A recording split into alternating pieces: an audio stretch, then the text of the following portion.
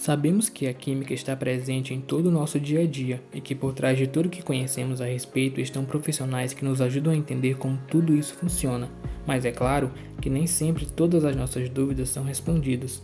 Eu me chamo José Mateus, faço parte da Universidade Federal do Maranhão e nessa videoaula vou ajudar vocês a entender um pouco sobre a classificação periódica dos elementos e as ligações químicas.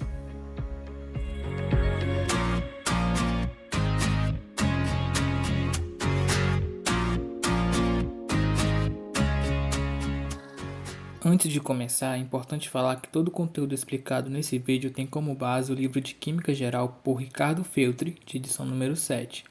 Você pode encontrar ele para download no link que está aqui na descrição do vídeo. Então, a gente vai começar falando da classificação periódica dos elementos e para isso a gente precisa entender como que a primeira ideia de tabela periódica surgiu. A partir do século XIX, os cientistas, a partir de observações e estudos, perceberam que os elementos químicos poderiam ser organizados em colunas. Assim como o calendário, que organiza os dias da semana periodicamente, os elementos químicos também poderiam ser organizados seguindo esse mesmo estilo. Porém, a tabela periódica que a gente conhece hoje em dia é bem diferente.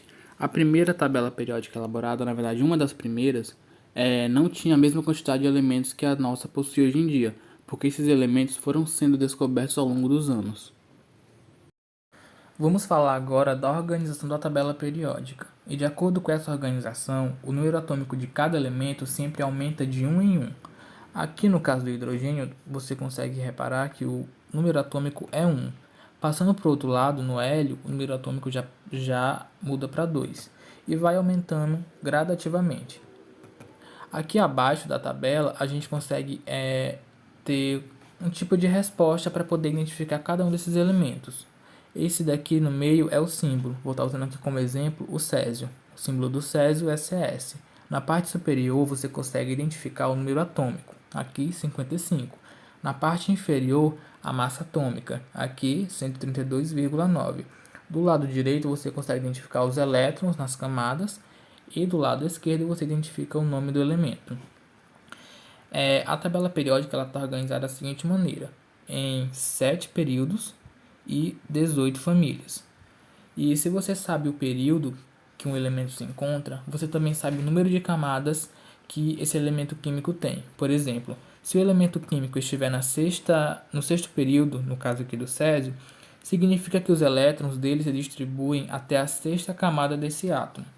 E mais uma curiosidade, no sexto e no sétimo período estão essas duas casinhas aqui, denominadas de série de latanídeos e de actinídeos, que não ficam incluídas aqui na tabela por uma questão de organização, elas ficam na parte inferior. Já a parte das famílias, aqui em cima, são 18. Elas também são chamadas de colunas ou grupos, e cada família dessa agrupa elementos químicos com propriedades semelhantes. E já o hidrogênio, esse primeiro aqui, ele possui uma característica muito diferente dos outros elementos, então na maioria das classificações é preferível deixar ele de fora, por ser tão diferente.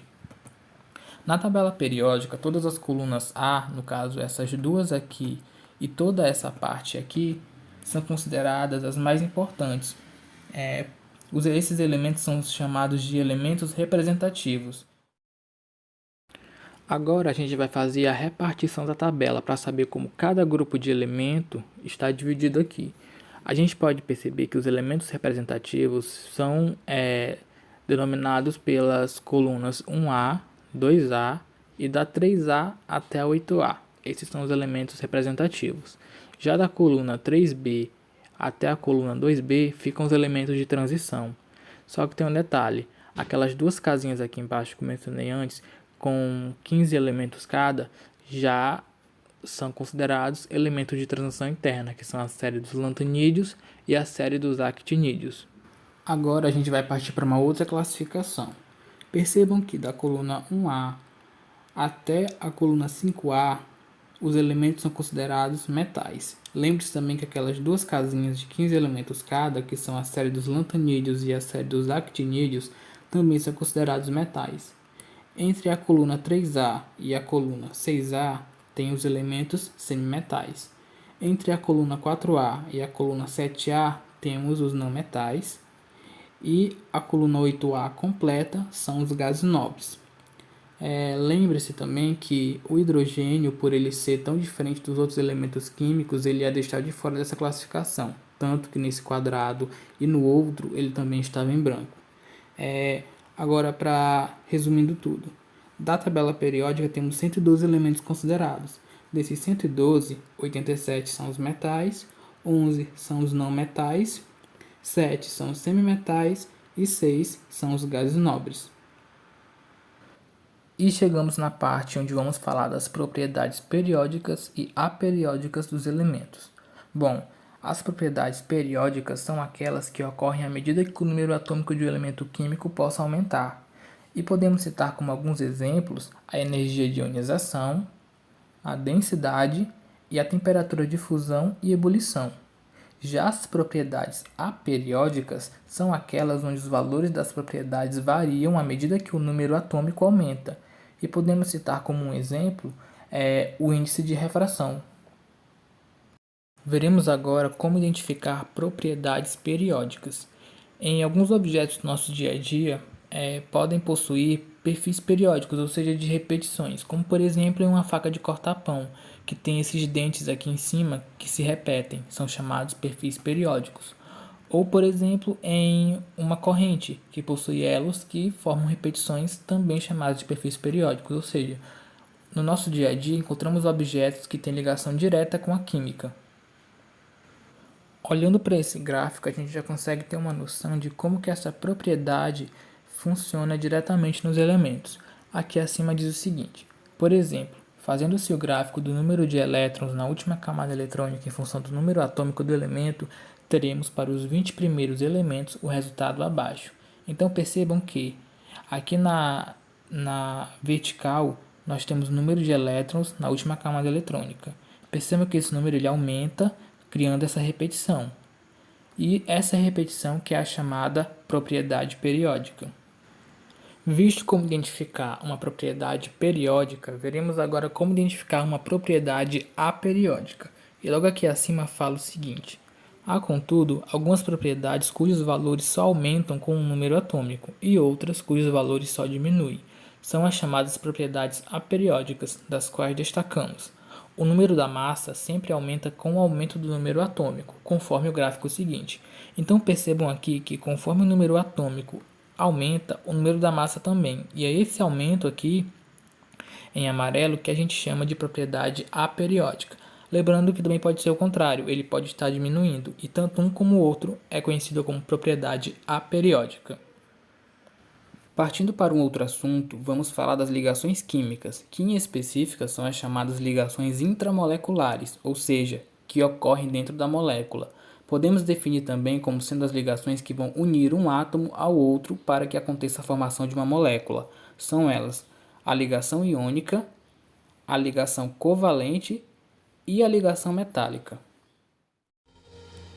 E antes de começar a falar das ligações, o livro destaca um exemplo muito interessante logo no início do capítulo 7, que é a aranha e como ela produz sua teia, o que mostra muito em como as ligações químicas se organizam entre seus átomos e moléculas.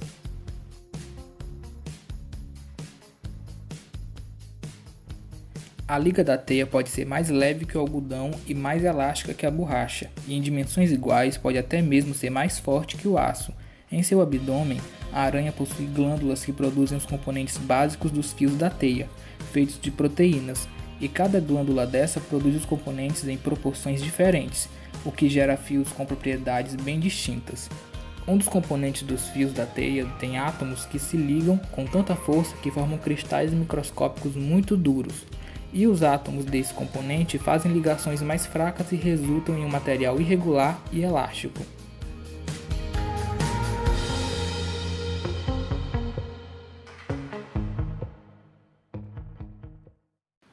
A ligação iônica é uma ligação que ocorre entre íons, cátions e ânions, por isso que vem esse nome. E para a gente entender melhor como que essa ligação, essa reação funciona, é só a gente olhar aqui para essa figura. Aqui nós temos um átomo de sódio e um átomo de cloro. Percebam que o átomo de sódio cede um elétron para o átomo de cloro. E a partir dessa reação, o átomo de sódio vira um cátion sódio e o átomo de cloro se torna um ânion cloreto. O resultado dessa reação aqui forma o cloreto de sódio, mais conhecido como sal de cozinha. E é essa ligação que nós temos aqui, essa reação que é chamada de ligação iônica.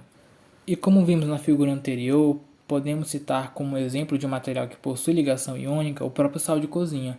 Esses materiais geralmente são encontrados no estado sólido. Eles também apresentam pontos de fusão e ebulição muito altos, e quando são dissolvidos na água, por exemplo, esses materiais conseguem conduzir até corrente elétrica. Já as ligações covalentes são ligações em que ocorre o compartilhamento de elétrons para a formação de moléculas estáveis, diferentemente das ligações iônicas, em que o elemento pode perder ou ganhar elétrons. E olhando aqui para essa figura, a gente consegue entender como que isso funciona. Percebam que aqui nós temos dois átomos de hidrogênio, cada um contendo um elétron. Na outra parte da reação, esses átomos se unem e assim compartilham um elétron um do outro, se tornando assim uma molécula estável. E é essa união e esse compartilhamento de elétrons que a gente chama de ligação covalente. E esse é um tipo de ligação que podemos encontrar nos plásticos, por exemplo. As ligações metálicas são um tipo de ligação que ocorre entre os metais, que são elementos eletropositivos e bons condutores de eletricidade e calor. Olhando para essa figura, a gente consegue entender como que funciona. Assim que os átomos dos metais se ligam, os elétrons escapam e ficam transitando ao redor, e formam uma espécie de nuvem. E é essa nuvem que é a chamada ligação metálica, pois é ela que mantém os átomos de metal unidos uns aos outros. E como essa é uma ligação presente nos metais, podemos encontrar ela, por exemplo, no material feito nos carros. Então, pessoal, essa foi a videoaula explicando um pouco do capítulo 6 e 7 do livro de Química Geral, por Ricardo Feltri. Espero que vocês tenham gostado do formato e qualquer dúvida podem estar comentando aqui no vídeo que eu estarei respondendo a vocês. Então, até a próxima!